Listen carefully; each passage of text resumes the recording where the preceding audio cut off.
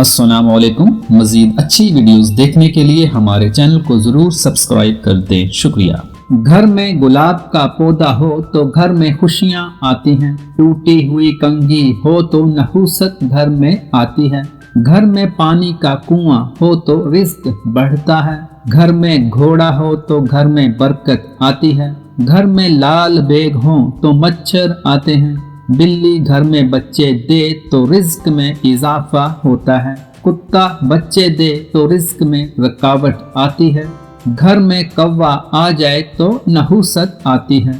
घर में फाख्ता हो तो दुश्मन पैदा होते हैं। फाख्ता को आज़ाद करने से दुश्मन खत्म होते हैं। घर में उल्लू हो तो घर में नहुसत भरा होता है। घर में बिच्छू हो तो मुसीबतें आती हैं।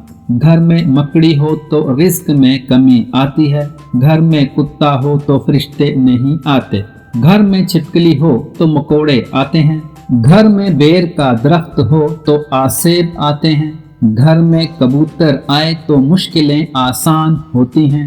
घर में लाल चींटियां हों तो मुश्किलें आती हैं। घर में मक्खियां हों तो बीमारियां आती हैं।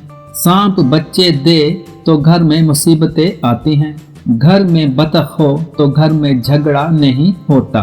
घर में बकरी आए तो दौलत आती है। ऊंट घर में आए तो सुकून नसीब होता है। सूर घर में हो तो लानत बरसती है।